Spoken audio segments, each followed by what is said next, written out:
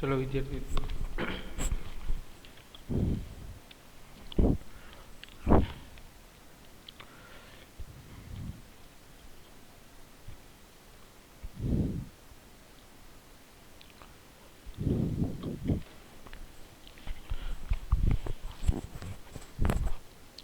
બાર સાયન્સમાં આપણે લાસ્ટ લેક્ચરની અંદર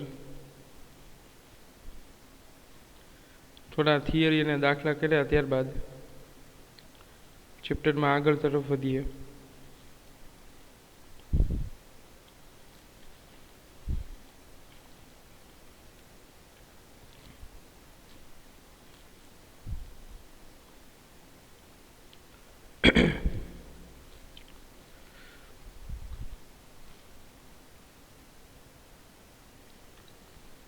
ચલો, વિદ્યુત પ્રવાહધારિત ગૂંચળા દ્વારા લાગતું ટોર્ક, ઉદ્ભવતું ટોર્ક એ કમ્પ્લીટ થયા બાદ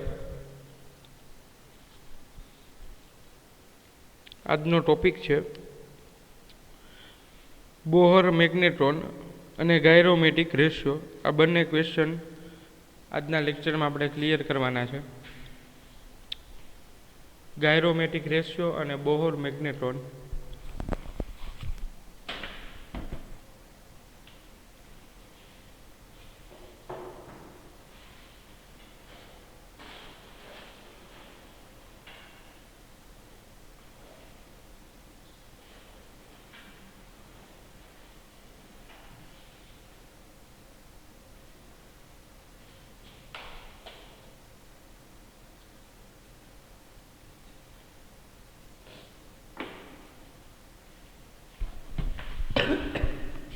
ચલો,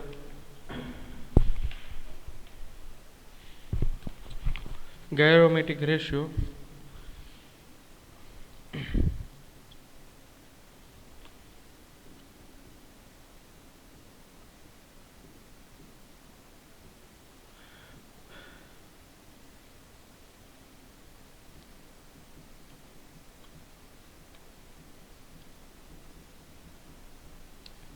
ગાયરોમેગ્નેટિક રેશિયો એટલે ખરેખર જાયરો શબ્દ છે, જાયરેશન, પણ આપણે ગુજરાતીમાં એને ગાયરો બોલે છે.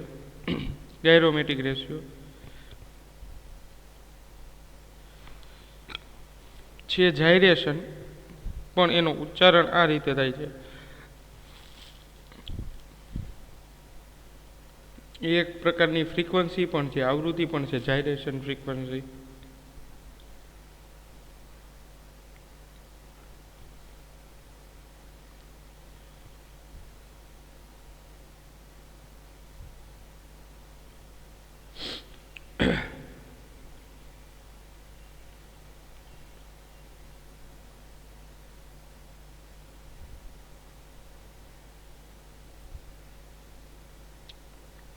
તો આ ગુણોત્તર છે વિદ્યાર્થી મિત્રો.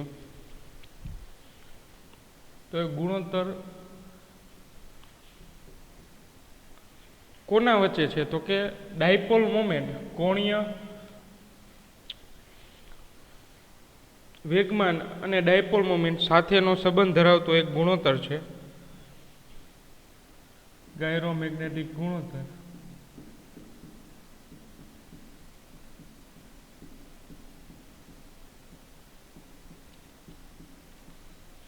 એ શું છે તો જોઈએ. ગાયરોમેગ્નેટિક ગુણોત્તર એ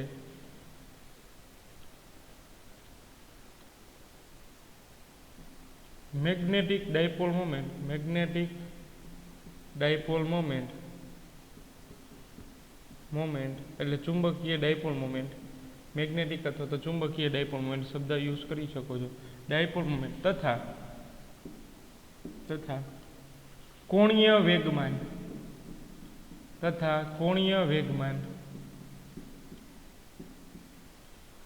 ગાયરોમેગ્નેટિક ગુણોત્તર એ મેગ્નેટિક ડાયપોલ મોમેન્ટ અને કોણીય વેગમાન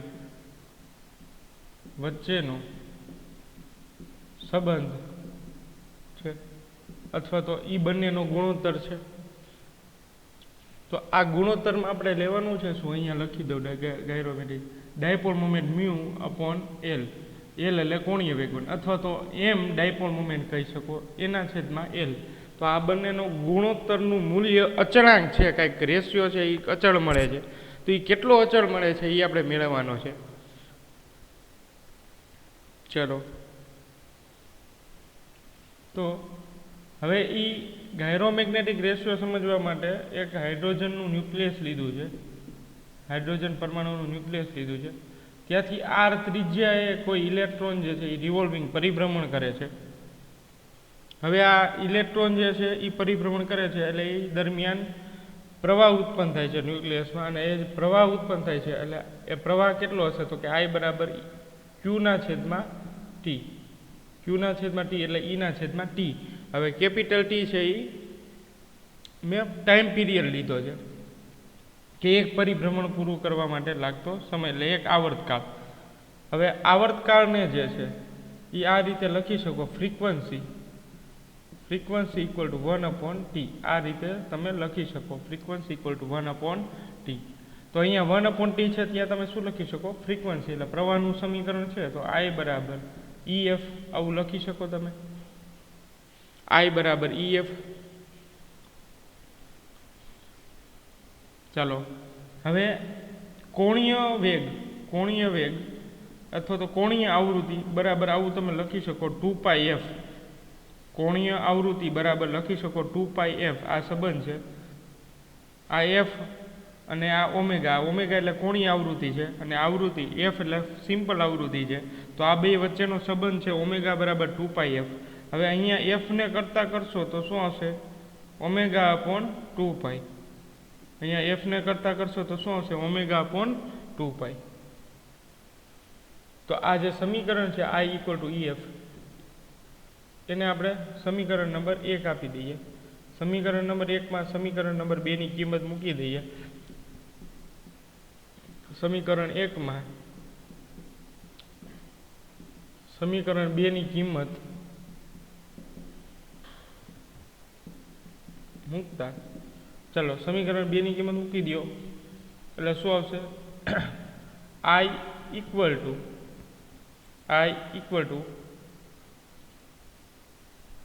E⍵/2π. E⍵/2π. ચલો આ રીતે આવે. પછી રેખીય વેગ અને કોણીય વેગ વચ્ચેનો સંબંધ, રેખીય વેગ અને કોણીય વેગ વચ્ચેનો સંબંધ V ઇક્વલ ટુ R⍵. આ લિનિયર વેલોસિટી એટલે રેખીય વેગ અને આ ઓમેગા એટલે કોણીય વેગ, આ વચ્ચેનો સંબંધ છે V equal to R⍵. Chapter number 7 11મું ધોરણ, ચલો એમાં તમે ભણી ગયા છો. હવે અહીંયા કિંમત મૂકતા જઈએ. I બરાબર E, હવે ઓમેગાની કિંમત મૂકી તો ઓમેગા ઇક્વલ ટુ V/R આવશે એટલે EV/2πR આ કિંમત મળે છે, EV/2πR. ચલો આ થઈ ગયું, પ્રવાહ મળી ગયો આપણને.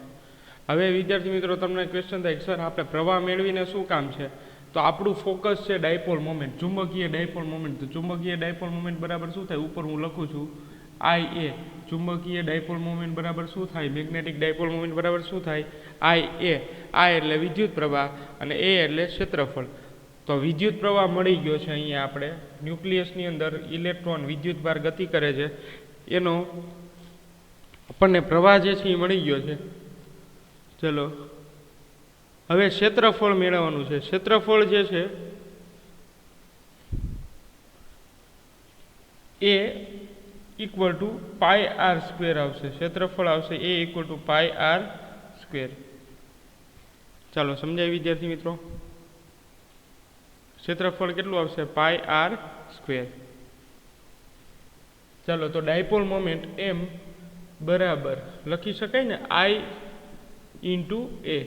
હવે આ સમીકરણની અંદર આપણી પાસે A છે અને I પણ છે, અને I ની વેલ્યુ થશે EV/2πR. ચલો થશે આ વેલ્યુ, અને A એટલે ક્ષેત્રફળ એટલે શું આવશે, πr². તો π કટ, r કટ. ચલો તો ડાયપોલ મોમેન્ટ M બરાબર શું આવશે, EV/2π. આ ફોર્મ્યુલા મળી ડાયપોલ મોમેન્ટની. હવે વિદ્યાર્થી મિત્રો મારે ગુણોત્તર જોઈ છે, સમજો અહીંયા મારે ગુણોત્તર મેળવવો છે. કોના વચ્ચેનો ગુણોત્તર મેળવવો છે? તો કે ડાયપોલ મોમેન્ટ અને કોણીય વેગમાન, આ બંને વચ્ચેનો ગુણોત્તર મેળવવો છે. તો કઈ રીતે મળશે આપણને? ડાયપોલ મોમેન્ટ અને કોણીય વેગમાન. હવે ચેપ્ટર નંબર 7, આખું ચેપ્ટર નંબર 7 ઉપર જ પ્રૂફ થશે મને એવું લાગે છે. 11 સાયન્સનું ચેપ્ટર નંબર 7, એમાં કોણીય વેગમાન એલ આવતું અને એલ બરાબર mvr એની ફોર્મ્યુલા હતી, એલ ઇક્વલ ટુ mvr. ચાલો હવે આ જે ઉપરનું સમીકરણ છે એમાં મારે એલ બરાબર એટલે કોણીય વેગમાન બરાબર mvr, એટલે mvrના રિપ્લેસમેન્ટમાં કોણીય વેગમાન એલની કિંમત મૂકવી હોય તો અહીંયા નીચે ગુણોત્તરમાં એલ હું લખી શકું. તો એવું મારે કંઈક અરેન્જમેન્ટ કરવી પડે કે જેથી મારે કોણીય વેગમાન બરાબર mvr લખી શકાય. અને મારો જે મેઇન ક્વેશ્ચન છે ગાયરોમેગ્નેટિક રેશિયો એટલે કે ડાયપોલ મોમેન્ટ ને કોણીય વેગમાન સાથેનો સંબંધ, તો એ મને તો જ મળશે કે જો મારે આ રીતે અરેન્જમેન્ટ ઉપરના સમીકરણમાં એટલે ડાયપોલ મોમેન્ટના સમીકરણમાં કંઈક અરેન્જમેન્ટ કરવી પડશે. એટલે આપણે ઓલમોસ્ટ પહોંચી જ ગયા છીએ, કમ્પ્લીટ જ થાય છે. હવે અહીંયા જે આ જે ડાયપોલ મોમેન્ટનું સમીકરણ છે એની અંદર મારે બંને બાજુ વડે ઉપર નીચે વડે ગુણાકાર કરવો પડશે. જો ઉપર નીચે વડે ગુણાકાર કરીશ, દળ વડે ગુણાકાર કરીશ તો એ ક્લિયર થશે, આપણે કોણીય વેગમાન એલ બરાબર mvr મળી જશે. કારણ કે વડે ગુણાકાર કરીશ એટલે mavr અને ઇન્ટુ ઈ આટલું સમીકરણ મળશે અને ના છેદમાં 2π. ચાલો રેડી છે વિદ્યાર્થી મિત્રો? હવે mvr બરાબર હમણાં જ આપણે વાત કરી કોણીય વેગમાન છે, એના છેદમાં જવા દો એટલે m ડાયપોલ મોમેન્ટ ના છેદમાં કોણીય વેગમાન બરાબર આ એલ ત્યાં વેલ્યુ છે એ મેં છેદમાં જવા દીધી છે. તો ઈના છેદમાં શું આવશે? 2π, સોરી પાઈ તો કેન્સલ થઈ ગયા છે. આ પાઈ જે છે એ નથી લખવાના, ખાલી 2 જ આવશે, સોરી. એટલે અહીંયા ખાલી 2π જ આવશે.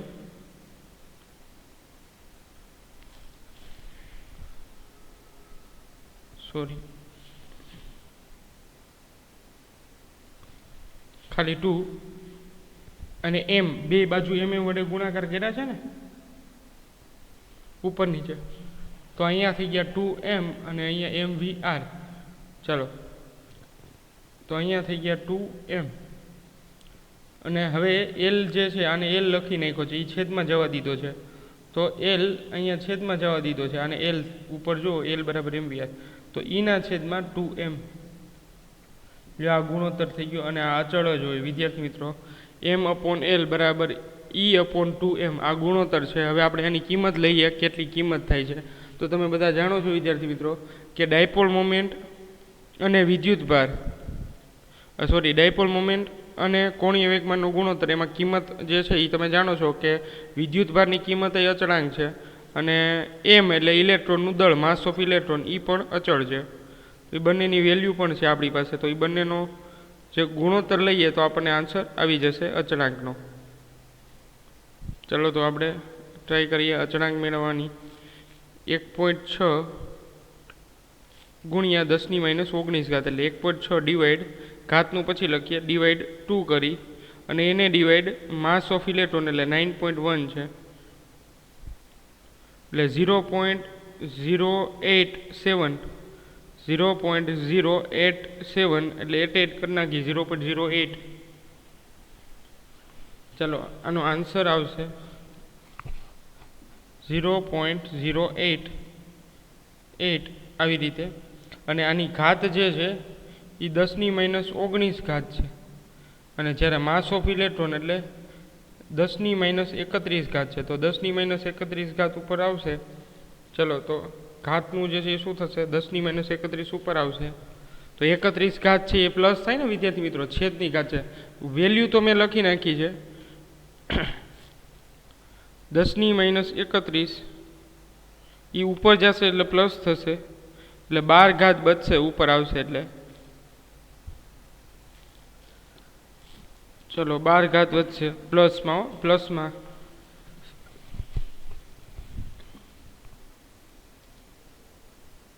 અહીંયા જગ્યા ઓછી છે એટલે અહીંયા લખી નાખીએ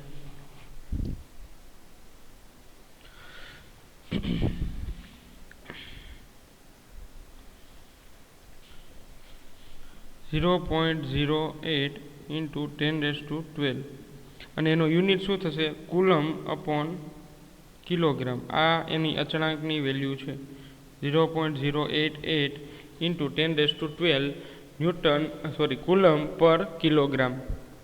ચલો, આ રીતે ગાયરોમેગ્નેટિક ગુણોત્તર છે એ અચળાંકની વેલ્યુ આપે છે. એ અચળાંક કયો વેલ્યુ છે? અચળાંકની કઈ વેલ્યુ છે? તો કે dipole moment, magnetic dipole moment અને કોણીય વેગનો ગુણોત્તરથી મળતી અચળાંક કિંમત છે. આરામથી જોઈ લો વિદ્યાર્થી મિત્રો.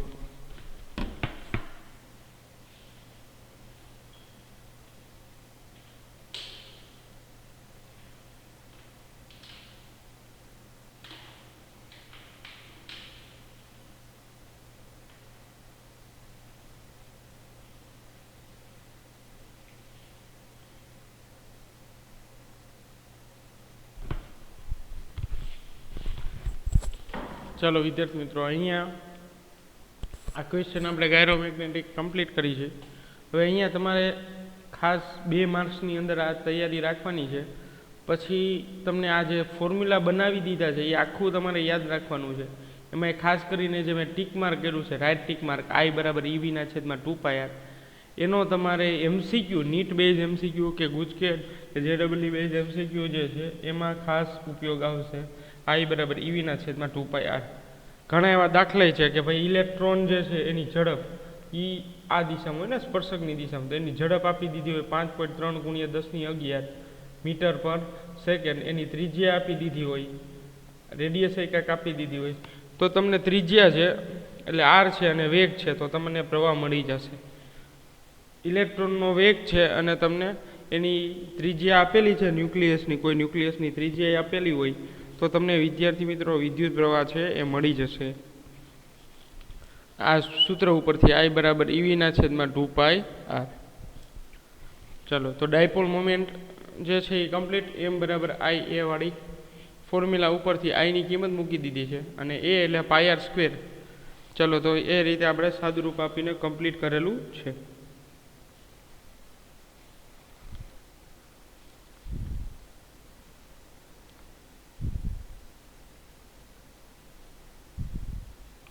ચલો, હવે બીજો ક્વેશ્ચન લઈએ આપણે.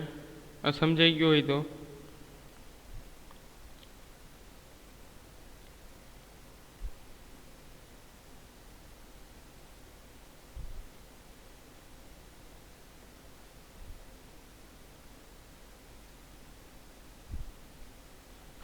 ચલો, બીજો ક્વેશ્ચન.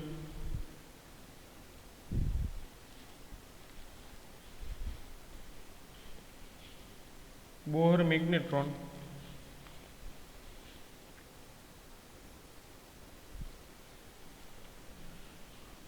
આ પણ એક અચળાંક છે, બોહર મેગ્નેટ્રોન.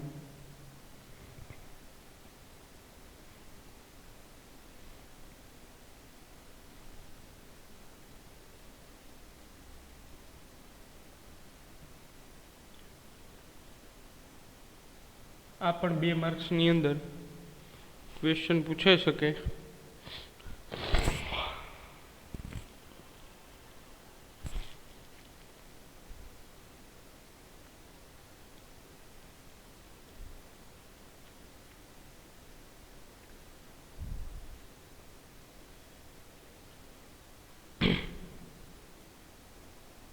આ પણ એક અચળાંક જ છે વિદ્યાર્થી મિત્રો, બોહર મેગ્નેટ્રોન. હવે બોહર નામના સાયન્ટિસ્ટ છે, આની મેઇન થિયરી જે છે એ આવશે ન્યુક્લિયસ ચેપ્ટરમાં. અત્યારે તો એની આપણે કાંઈ વધારે અગત્યની ડિટેલમાં કંઈ ચર્ચા કરતા નથી. બસ આપણે એનો અધિતર્ક છે એ લખવાનો છે, બોહરનો પહેલો અધિતર્ક, અને એના ઉપરથી જે સમીકરણ સોલ્વ કરીને આપણે મેળવવાનું છે ડાયપોલ મોમેન્ટ માટે, કોણીય વેગમાન અને ડાયપોલ મોમેન્ટના સાથેનો સંબંધ. તો એ બોહરનો પહેલો અધિતર્ક લખી છે આપણે. નીલ્સ બોહર એને પહેલું પરમાણુ મોડલ જે છે એ સૌથી પહેલાં તો રજૂ ન કર્યું કહેવાય, પણ માન્ય આનું છે બોહરનું. પહેલું જે છે જે થોમ્સને રજૂ કર્યું, પછી રધરફોર્ડ, પછી બોહર. તો બોહરનું છે એ માન્ય ગણાયેલું છે. તો બોહરે એ માન્ય અધિતર્ક માટે, માન્ય પરમાણુ મોડલ માટે 2 અધિતર્ક આપેલા હતા, 2 પરિધારણા પરિકલ્પના આપેલી હતી. કે પરમાણુ મોડલ આવું હોઈ શકે, અને એ જ માન્ય રાખવામાં આવેલું છે અત્યારે રિસેન્ટમાં.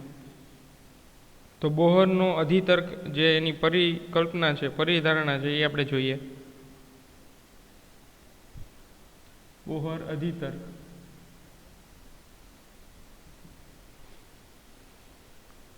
એને શું આપ્યું છે? તો કે કોણીય વેગમાન.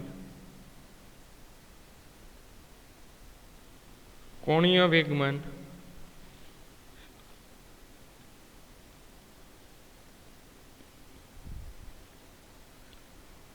ઇલેક્ટ્રોનનું કોણીય વેગમાન nh/2π જેટલું હોય. ઇલેક્ટ્રોનનું કોણીય વેગમાન nh/2π જેટલું હોય છે. અને જેને બોહરની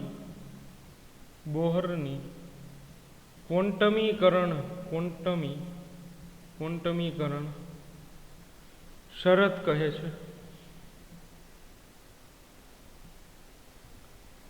બોહર મેગ્નેટ્રોન એ બોહર અધિતર્ક ઉપરથી છે. બોહરનો અધિતર્ક એટલે કે કોણીય વેગમાન nh/2π, જેને બોહરની ક્વોન્ટમીકરણ શરત પણ કહે છે. હવે શું છે ક્વોન્ટમીકરણ શરત એ જોઈએ આપણે.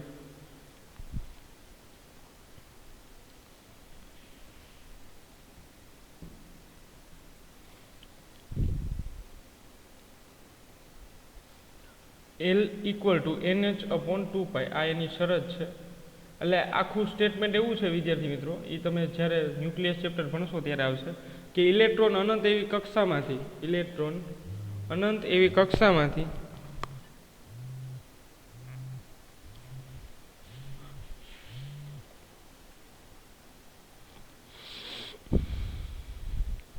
ચલો તો પેલો અધિતર્ક બોહરનો એવો કહે છે કે ભાઈ ધન વિદ્યુતભાર કેન્દ્રમાં હોય છે, ઇલેક્ટ્રોન એને અરાઉન્ડ પરિભ્રમણ કરતો હોય છે. તો અનંત એવી કક્ષાઓમાંથી ઇલેક્ટ્રોન ફક્ત એવી જ કક્ષામાં ગતિ કરતો હોય કે જે એના પૂર્ણ ગુણાંકમાં હોય. એટલે આ પહેલી કક્ષક, બીજી કક્ષક, ત્રીજી કક્ષક, અને એનો કોણીય વેગમાન એટલે કે જે ઇલેક્ટ્રોન પરિભ્રમણ કરતા હોય એનો કોણીય વેગમાન એટલે કે L = nh/2π જેટલો હોય છે. આ બોહરનો પહેલો અધિતર્ક છે, એ અહીંયા આપણે લખેલો છે. પણ એની વિશેષ ચર્ચા મેં તમને કીધું એમ ન્યુક્લિયસ ચેપ્ટરમાં આપણે કરશું. ચાલો n = 1, 2, 3, 4 એવી રીતે એ ક્વોન્ટાઇઝ થયેલી છે. હવે ક્વોન્ટમીકરણ એટલે શું થાય વિદ્યાર્થી મિત્રો? તો કે પૂર્ણ સંખ્યા. કે ભાઈ તમને કોઈ પૂછે કે ભાઈ તમે કયા સ્ટાન્ડર્ડમાં સ્ટડી કરો છો, એમ તો આપણે નથી કહેતા કે ભાઈ 12.5 કે 12 સાયન્સ જે છે 12th સ્ટાન્ડર્ડ છે એ 12.5 અપૂર્ણાંક 1/3 એવી કોઈ વાત આપણે નથી કરતા. આપણે ફૂલ ડિજિટમાં જ વાત કરી, કારણ કે એને આપણે શું કહીએ છીએ ક્વોન્ટાઇઝ નંબર, કે ભાઈ એ સ્ટાન્ડર્ડ છે એ કમ્પ્લીટ જ હોય, ક્વોન્ટાઇઝ થયેલા જ હોય. એટલે L = 1, 2, 3, 4, 5 આ રીતે. એટલે એ શબ્દ ગ્રીક શબ્દ છે ક્વોન્ટમીકરણ, એટલે એ પૂર્ણ સંખ્યા થાય. ક્વોન્ટમીકરણનો મિનિંગ જથ્થો, બલ્કમાં પણ એ પૂર્ણ હોય એવું. તો પૂર્ણ હોય એવી અનંત કક્ષામાંથી ઇલેક્ટ્રોન ફક્ત એવી જ કક્ષામાં ગતિ કરે છે કે જેનો કોણીય વેગમાન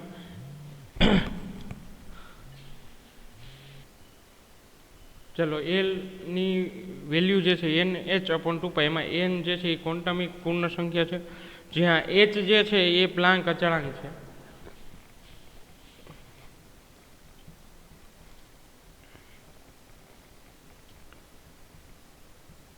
h પ્લાન્ક અચળાંક છે. હવે પ્લાન્ક અચળાંકની વેલ્યુ 6.632 × 10⁻³ જૂલ ઇન્ટુ સેકન્ડ આ એનો યુનિટ છે.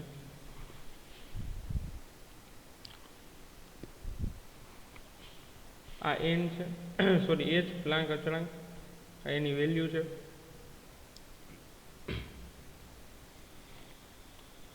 ચાલો તો L = nh/2π. હવે આપણે જે જાણીએ છીએ કે ભાઈ બોહર મેગ્નેટ્રોનમાં એની જરૂર નથી આપણે હાઇપોથિસિસની.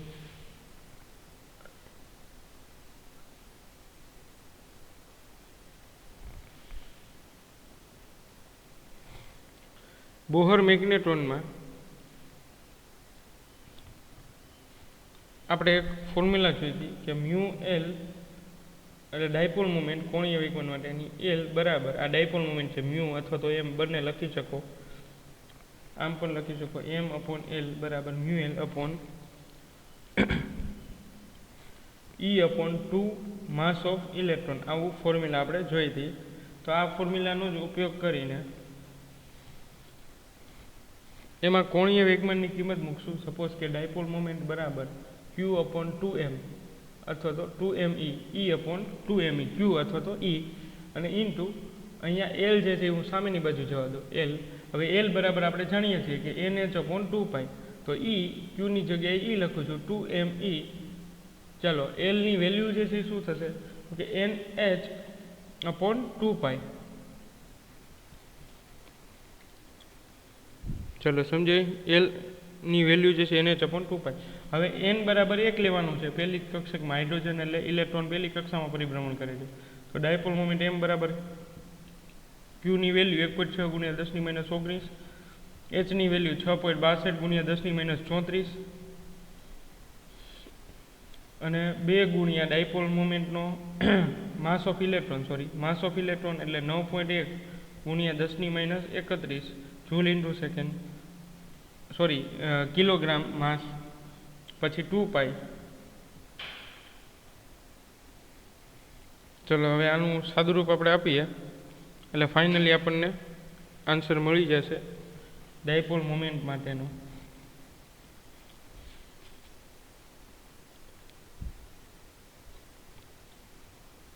ચલો આનું કેલ્ક્યુલેશન કરીએ આપણે.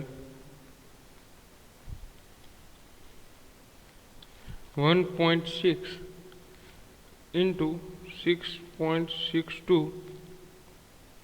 divide 9.1 mass of electron divide 2π.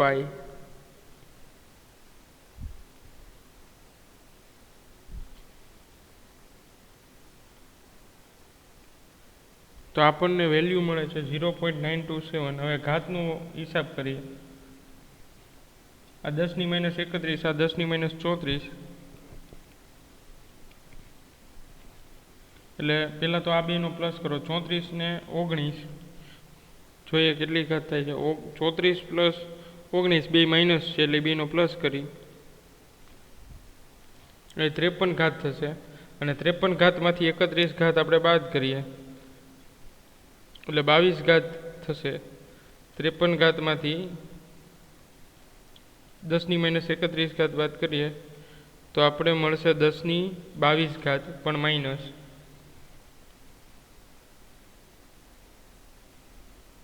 અને આ આપણો આન્સર મળે છે 0.0927. તો એને આપણે વ્યવસ્થિત લખી લે 9.27 ઇન્ટુ 10⁻22ની બદલે 10⁻24 લખી નાખીએ. 2 ડિજિટ આ બાજુ આપણે લીધા છે એટલા માટે. તો આનો એકમ છે એમ્પિયર મીટર સ્ક્વેર. તો આ ડાયપોલ મોમેન્ટનો એકમ છે એમ્પિયર મીટર સ્ક્વેર. અહીંયા લખું છું બાજુમાં એમ્પિયર મીટર સ્ક્વેર. ચાલો સમજાય વિદ્યાર્થી મિત્રો. એટલે આ જે વેલ્યુ મળી ડાયપોલ મોમેન્ટની એ સૌથી લઘુત્તમમાં લઘુત્તમ વેલ્યુ છે. આ ડાયપોલ મોમેન્ટની વેલ્યુ છે 9.27 ઇન્ટુ 10⁻24 એમ્પિયર મીટર સ્ક્વેર. આ સૌથી લઘુત્તમમાં લઘુત્તમ કિંમત છે.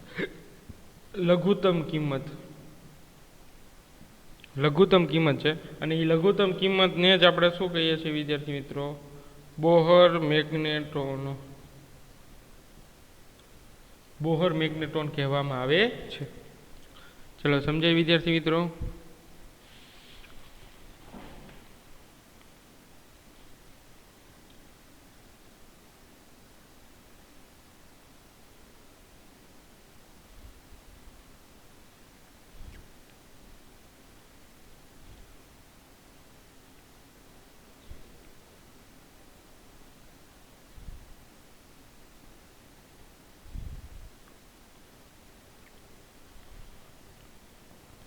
ચલો હવે વિદ્યાર્થી મિત્રો આજના બંને ક્વેશ્ચન છે એ કમ્પ્લીટ કરી છે. હવે નેક્સ્ટ લેક્ચરમાં આપણે ગેલ્વેનોમીટરનો સિદ્ધાંત અને ગેલ્વેનોમીટરને એ મીટરમાં અને કરંટ મીટરમાં કેમ રૂપાંતર કરવું એ આપણે જોશું. અને ત્યારબાદ જે 1-2 થિયરી આગળની બાકી છે એ લઈને ચેપ્ટર જે છે એ કમ્પ્લીટ કરશું. ચેપ્ટર એન્ડ તરફ જ છીએ આપણે. તો આ બંને પોઈન્ટ પણ કમ્પ્લીટ થઈ ગયા છે અહીંયા.